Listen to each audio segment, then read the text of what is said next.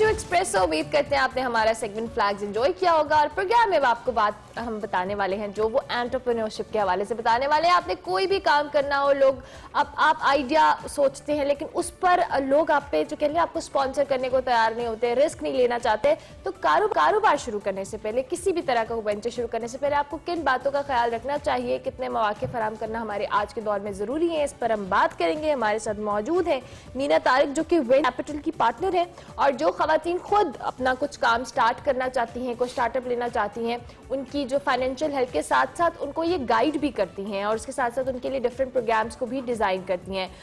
Welcome to the show Meena, thank you so much for joining. Thank you so much for having. Meena, जैसा कि हम आपके capital venture के हवाले से, वेंचर कैपिटल के हवाले से हम जान रहे हैं और मेनली में 2-3 हिस्से मेरे सवाल के मुख्तसरन जवाब दे दीजिएगा। एक तो क्या सिर्फ आपका फोकस खवातीन को बिजनेसेस की तरफ लाना है, नंबर 1। नंबर 2, पाकिस्तान के अंदर ये ट्रेंड नहीं है। यूके के अंदर हम देखते हैं वहां पे ये ट्रेंड बहुत ज्यादा है कि कैपिटल फराहम किया जाता है और आइडियाज को स्पॉन्सर या फाइनेंस किया जाता है। पाकिस्तान में ये ट्रेंड नहीं है, तो कैसा रिस्पॉन्स है ओवरऑल अब तक जो आपने काम किया? तो मेरा जो वेंचर कैपिटल फंड है जिसमें मैं पार्टनर हूँ, उसका फोकस, कैरावान का फोकस खवातीन नहीं है। उसका फोकस कोई भी बिजनेस है जो कि हाई ग्रोथ पोटेंशियल बिजनेस हो।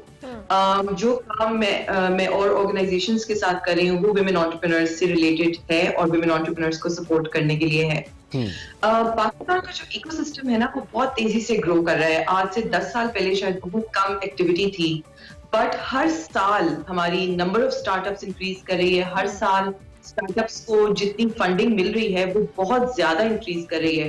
2020 में हमारा ख्याल था कि शायद कोविड की वजह से मतलब डिक्रीज हो amount overall funding, but actually अभी तक इंक्रीज हुई है 2019। अच्छा, this is interesting. What kind of startups you are referring to? लोग नॉर्मली किस जाने बारे हैं? हम ये देख रहे हैं कि फूड बिजनेसेस के अंदर लोगों का बड़ा जहन है आजकल और लोग आसानी भी ढूंढते हैं, लेकिन there are certain technical sides जो कि करने में या स्टार्टअप्स के लिहाज से मुश्किल हैं but in a long run बहुत ज्यादा बेनिफिशियल हैं। खासतौर पर हम वेस्टर्न ट्रेंड्स की जब बात करते हैं तो यहाँ पे लोग क्या ट्रेंड है ज्यादातर लोगों का? हर टाइप के ट्रेंड्स हैं। सो जिस किस्म के ट्रेडिशनल बिजनेसेस जैसे आप बात कर रहे हैं, फूड रिलेटेड बिजनेसेस वगैरह, उसकी तरफ ट्रेंड जाहिर ज्यादा होता है क्योंकि वो शायद हर किसी को स्टार्ट करना आसान लगता है। तो एक टिपिकल ट्रेडिशनल बिजनेसेस जिसको हम SME, small and medium enterprise या माइक्रो एंटरप्राइज कहते हैं, उसकी तरफ ज्यादा ट्रेंड है। वो हमारी इकोनॉमी का ज्यादा बड़ा पार्ट है। जो हाई ग्रोथ पोटेंशियल स्टार्टअप होती है ना, वो उस टाइप की स्टार्टअप होती है जो कि एक साल के अंदर हजारों लोगों को एम्प्लॉय करने का पोटेंशियल रखती है। जैसे कि आप कुछ ट्रैवल एंड लॉजिस्टिक्स की कंपनीज देख सकते हैं जो पाकिस्तान में आई और उन्होंने बहुत सारे लोगों को हायर कर लिया। वो हाई ग्रोथ पोटेंशियल स्टार्टअप्स होती हैं। सो अच्छी बात ये पाकिस्तान में एसएमईज तो पहले भी थी, वो भी ग्रो कर रही हैं और अब स्टार्टअप्स या हाई ग्रोथ पोटेंशियल कंपनीज भी बहुत ज्यादा आ रही हैं और ग्रो कर रही हैं। अच्छा मीना, मैं ये भी जानना चाहूंगी क्योंकि आप जिस हवाले से, जिस प्रोग्राम के तहत हम बात कर रहे हैं, बेसिकली बहुत सारे यंगस्टर्स जो होते हैं जब यूनिवर्सिटी ग्रेजुएट होते हैं तो बहुत सारे लोगों का बिजनेस की तरफ रुझान इसलिए भी नहीं जाता, स्टार्टअप्स के लिए इसलिए जाता है कि उनके पास शायद उतनी इन्वेस्टमेंट नहीं हो या वो रिलक्टेंट होते हैं कि हम किसी तरह का कोई स्टार्टअप नहीं और उसमें हमें कामयाबी ना हो। So how does your organisation work? कि इनको सपोर्ट किया जाता है फाइनेंशियली तो आप करते हो, लेकिन प्रोग्राम्स डिजाइन करके देना कि वो अपने बजट में रहते हुए अपना कोई स्टार्टअप इनिशिएट कर सकें, इस हवाले से भी बताएं। आपने बड़ी इंटरेस्टिंग बात की। एक्चुअली आपने जो बात की ना उसमें 2 इंपॉर्टेंट रीजंस जिसकी वजह से लोग एंटरप्रेन्योरशिप में नहीं आते, आपने दोनों की बात कर ली। एक है फियर ऑफ फेलियर, कि हम फेल कर देंगे इस चीज को, उसका डर आपको रोक रहा होता है। और दूसरा, यकीन माने मैंने शायद hundreds and thousands of entrepreneurs से अब तक बात कर ली है, उनके साथ काम कर लिया है। आप किसी से भी पूछे ना कि आपका क्या रीजन है कि आप ग्रो नहीं करे या आपका स्टार्ट नहीं करने का रीजन, तो वो कहते हैं स्टार्ट ना करने का रीजन पैसा है, जबकि एक्चुअली पैसे विजन में बड़ा बाद में आता है। आप पहले स्टार्ट करें उस चीज को, उसको डेवलप करें, फिर आप फिगर आउट करें कि उसकी फंडिंग जो है वो कहाँ से हो सकती है। तो जी, हम बहुत डिफरेंट जिन प्रोग्राम्स के साथ मैं काम कर रही हूँ वो इस पे जरूर फोकस करते हैं कि हम बिजनेसेस को सस्टेनेबल कैसे बना सकते हैं अपने रिसोर्सेज के अंदर रहते हुए।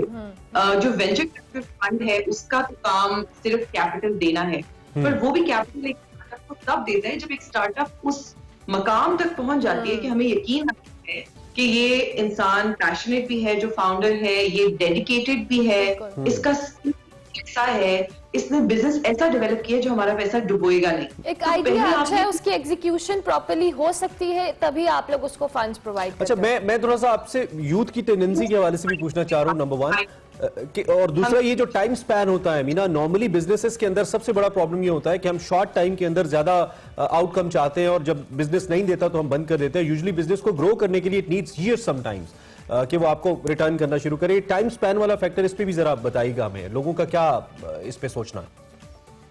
बिल्कुल। सो एक्चुअली मसला सिर्फ टाइम का नहीं होता, मसला ये होता है कि लोग बिजनेस स्टार्ट करते हैं बगैर ये कैलकुलेट किए कि उस बिजनेस का मंथली बर्न रेट, यानी कि उस बिजनेस पे मंथली हमारा पैसा लगेगा कितना और वो किस पॉइंट पे जाके प्रॉफिटेबल होगा। अब मेरे पास अगर 6 महीने के पैसे हैं और मैं एक ऐसे बिजनेस में जा रही हूँ जो कि साल बाद प्रॉफिटेबल होना शुरू होता है, तो जाहिर है 7वें महीने पे जाके मुझे उसको बंद करना पड़ेगा। जेब में उतने पैसे नहीं है कि मैं उसके बर्न को बर्दाश्त कर सकूं। तो ये कैलकुलेशन बिजनेस शुरू करने से पहले करना बहुत जरूरी होता है कि आपका बर्न रेट क्या होगा, कितने पैसे आप हर महीने उसमें डाल रहे होंगे और किस पॉइंट पे जाके वो प्रॉफिटेबल होने का चांस रखता है। और एक्चुअली अगर आपका बिजनेस साल में प्रॉफिटेबल होगा ना, तो आपके पास शायद 14 महीने के पैसे होने चाहिए, 2 महीने एक्स्ट्रा रखें just to cover any risk.